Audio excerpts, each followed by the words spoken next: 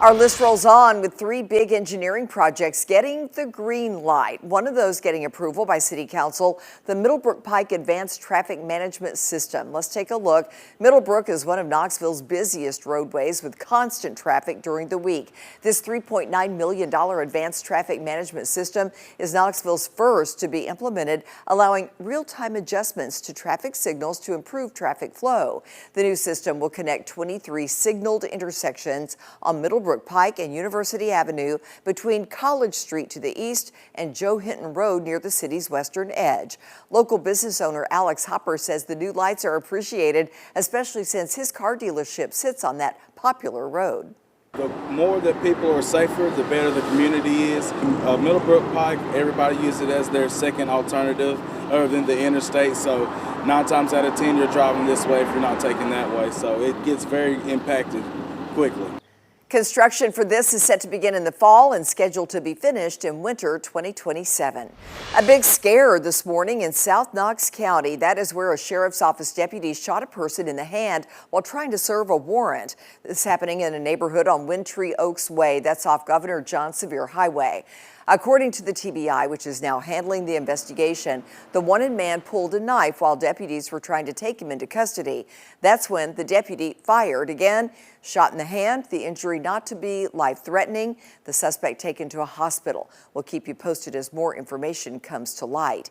We also have a crime alert on tonight's big story list. Knoxville firefighters want help from the public as they look for the suspect blamed for a fire at a church. Behind me, you can see where it happened, the Eternal Life Harvest Center on Western Avenue. The outside of the building had been cleaned up by the time our crew got there. But take a look at these surveillance pictures from sometime before 3 this morning. That's when KFD was called. Firefighters managed to put out the small fire before it was able to spread inside. If anyone has information that could help identify the person in these pictures, you're asked to contact East Tennessee Valley Crime Stoppers at the number right there on your screen, 865-215-7165. Tonight, the church is going ahead with Wednesday night worship services. The church posted a video on social media explaining the next steps in repairs and thanking the community for its support. A big milestone today for Sevierville, breaking ground on a new fire station there today. Station number 4 will be located right behind the Sevierville Chamber of Commerce Visitor Center on Winfield Dunn Parkway. The station will shorten response times for the Kodak area. Right now, we checked, it takes firefighters 15 to 17 minutes to get to that area from downtown. 24 new firefighters will be hired to staff the station. Right now, the Northview Kodak Volunteer Fire Department primarily covers the area. But city leaders say they're getting ready for the future as more businesses and residents move in.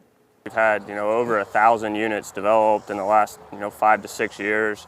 And then we had the Buc-ee's project. This comes in and what the future that the Eastern Band of the Cherokee Indians are going to do on their property, the Bass Pro, and just significant growth in this area.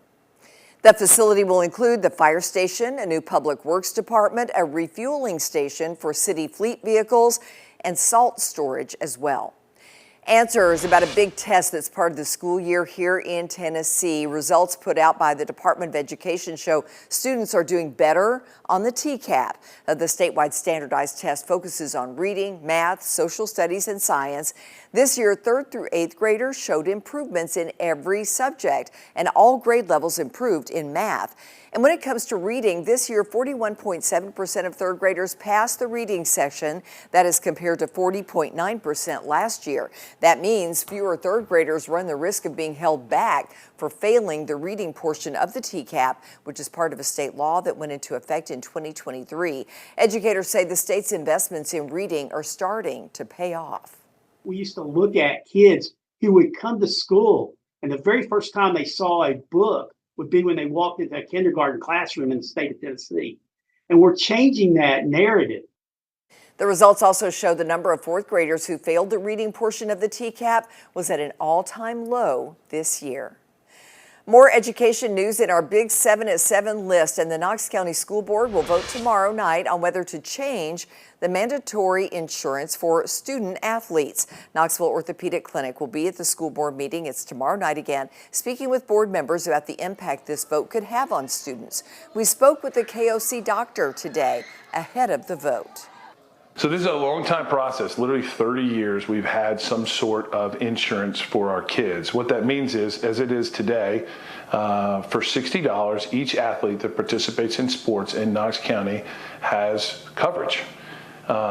This past year, we saw 500 athletes in our office who had that coverage. Of those 500 athletes, 1 in 3, that was their only coverage. But with that coverage, that paid for everything, whether they needed physical therapy, an MRI, or even a surgery. 1 in 3 of those athletes had a high deductible insurance plan, but they also had that supplemental plan. So if you had a $5,000 deductible as a family, that insurance covered all of that. And so we're just really concerned as a medical practice that we're going to see kids that have no form of coverage. And frankly, I've been in practice for 20 years. We've never seen that before. Again, the vote will happen tomorrow. The meeting starts at 5 p.m. We'll let you know.